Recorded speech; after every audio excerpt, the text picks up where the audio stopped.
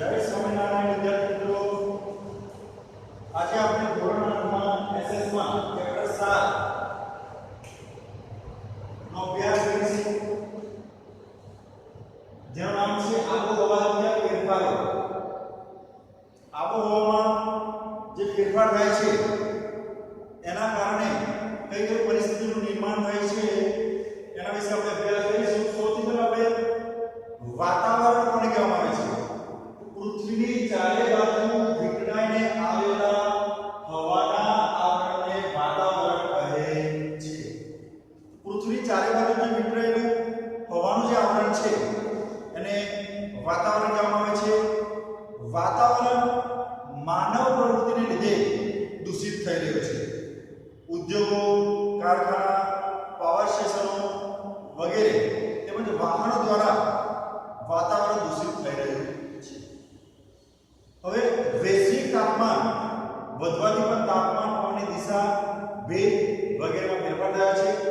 તેને આપણે આબોહવાના ફેરફાર કહેવામાં આવે છે. અને આબોહવામાં વૈશ્વિક તાપમાન વધવાથી પણ ફેરફારો થયા છે. એ મુજબ આપણે જોઈએ તો હવે Russia, Iran, Brazil, Norway, Philippines, Saudi Arabia આ દેશોમાં તમે ગરમી, ઠંડી, વરસાદની પરિસ્થિતિમાં વૈશ્વિક તાપમાન વધવાથી ઘટવાથી ઘણો બધો ફેરફાર થયો છે. હવે આપણે વ્યાખ્યા કરીએ હવામાન એટલે શું?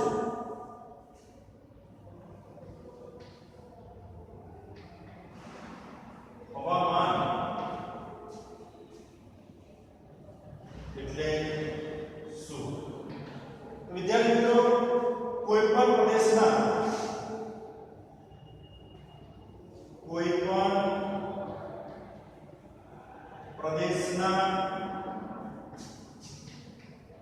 તાપમાન, ભેજ અને વરસાદની ટૂંકા ગાળાની સરેરાશ સ્થિતિ એટલે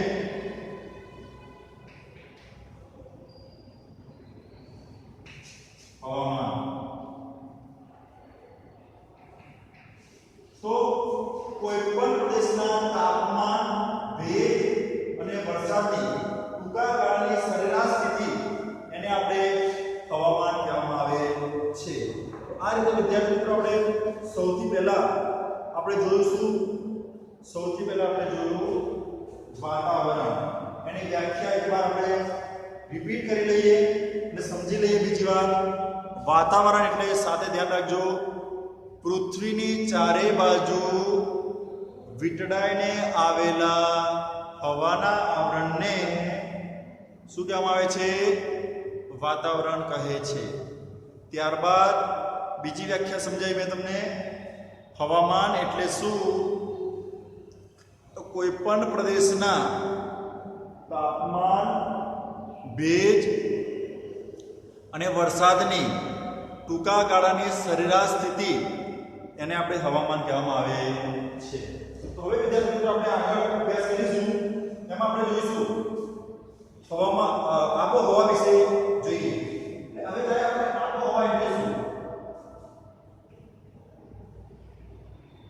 આબોહવા એટલે શું એના વિશે આપણે જોઈએ વિદ્યાર્થી મિત્રો. તો કોઈ પણ પ્રદેશના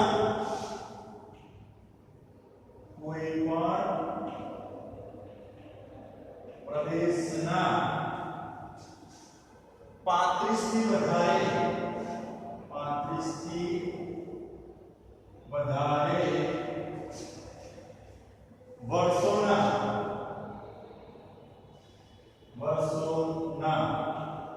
સરેરાશ તાપમાન, ભેજ અને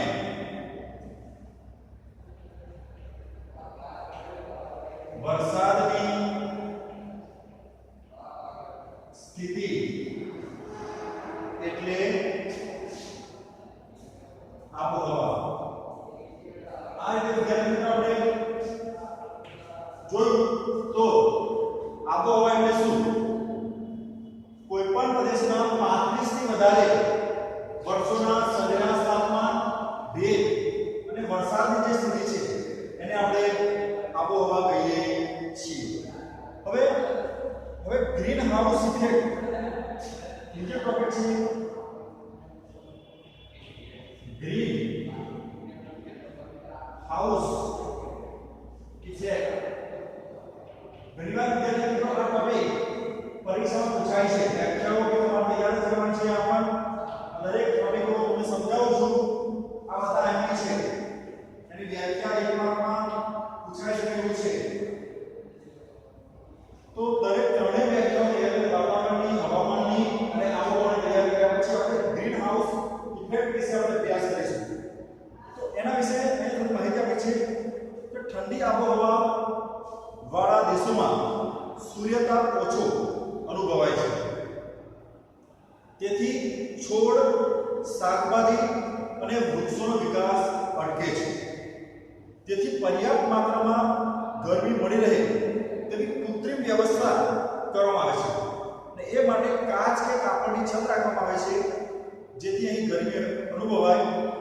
તેને ગ્રીન હાઉસ ઇફેક્ટ કહે છે. જો વિદ્યાર્થી મિત્રો બુકની અંદર પણ આપ્યું છે એ પ્રમાણે ગ્રીન હાઉસ ઇફેક્ટમાં આવું ઘર નેટવાળું અથવા છતવાળું બનાવવામાં આવે છે કે જે દેશોમાં ઓછો સૂર્યપ્રકાશ છે.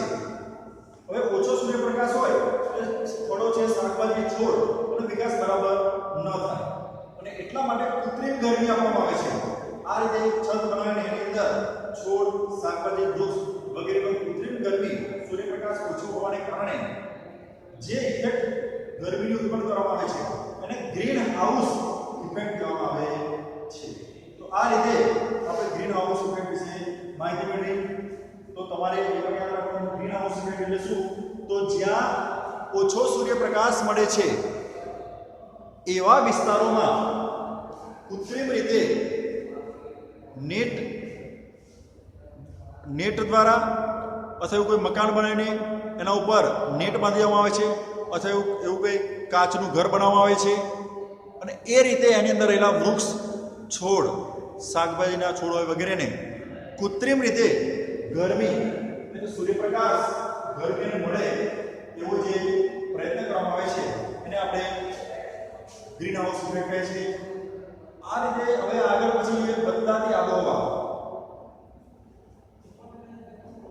આપણા દેશમાં આબોહવામાં ઠંડી, ગરમી, વરસાદ જેવી બદલાતી આબોહવા ભારત દેશમાં છે. એટલા માટે ભારત દેશ મોસમી આબોહવા ધરાવતો દેશ છે આપણો. હવે આપણે જોઈએ ગ્લોબલ વોર્મિંગ. ઘણીવાર પ્રશ્ન થાય છે વિદ્યાર્થી મિત્રો, આ ગ્લોબલ વોર્મિંગ શું છે? તો ગ્લોબલ વોર્મિંગ વિશે આપણે અભ્યાસ કરી લઈએ. આ પણ પરીક્ષામાં ઘણીવાર પૂછાય છે કે ગ્લોબલ વોર્મિંગ સમજાવો.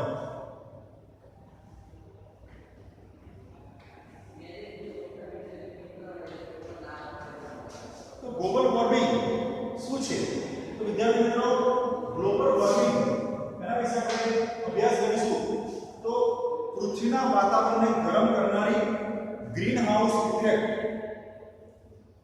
ગ્લોબલ વોર્મિંગ એટલે ગ્રીન હાઉસ ઇફેક્ટ કહેવામાં આવે છે. Green house effect.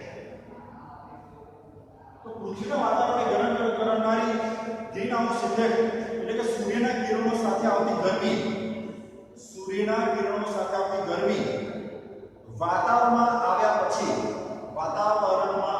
પછી પૃથ્વી પર અથડાઈને પરાવર્તન પામી પાછી આકાશમાં જવા ન દેવાય તેવી સ્થિતિ. એ ગરમી આપણા અહીંયા રહે, પરાવર્તિત નથી થતી. એટલે આપણે એને ગ્રીન હાઉસ ઇફેક્ટ કહેવામાં આવે છે. અહીંયાનું એક્ઝામ્પલ આપું છે કે ધાબળાને આપણે ઓઢીને 10 મિનિટ આપણે સૂઈ જવાનું પંખો ચાલુ કર્યા વગર અને આપણે જે અનુભવીએ પછી આપણે પરસેવો એક્ઝિટ થઈ જઈએ એને આપણે ગ્લોબલ વોર્મિંગ ઇફેક્ટની સમસ્યા કહી શકાય છે. હવે તમે જુઓ તો પેજ નંબર 40 પર છે પૃથ્વી ગરમ કેમ થાય છે? તો ગ્રીન હાઉસ ઇફેક્ટમાં સક્રિય ફાળો આપતા જે પણ વાયુઓ છે એમાં carbon dioxide, methane, nitrous oxide, chlorofluorocarbon જેને CFC કહેવામાં આવે છે, હેલોકાર્બન, આ બધા વાયુઓ ગ્રીન હાઉસને ઇફેક્ટ કરનારા વાયુઓ તરીકે ઓળખવામાં આવે છે. આ વાયુઓનું પ્રમાણ વધારે હોવાથી ક્લાઇમેટ ચેન્જ, આબોહવા પરિવર્તનનો પ્રશ્ન ઊભા થયા છે. તો આ રીતે તમે જો કે વિશ્વનું દરેક માનવી 4.5 મેટ્રિક ટન CO2 છોડે છે. વિશ્વનું દરેક માનવી જે છે 4.5 મેટ્રિક ટન CO2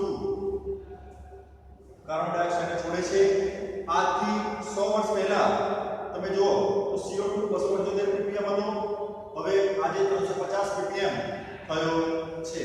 તો આ રીતે વિદ્યાર્થી મિત્રો આપણે જોયું ppm એટલે પાર્ટ પર બિલિયન, 10 લાખનો એક ભાગ એટલે 0.28% હોય તો 280 ppm કહેવાય. તો આ રીતે આપણે વિદ્યાર્થી મિત્રો જોયું તો ગ્રીન હાઉસની અંદર ઇફેક્ટ કરનાર પણ વિવિધ વાયુઓ છે. હવે આપણે છેલ્લો જે મુદ્દો જોઈએ એમાં કઈ કઈ વસ્તુ આપણને ગરમ કરવા માટે, પૃથ્વીને ગરમ કરવા માટે જવાબદાર છે.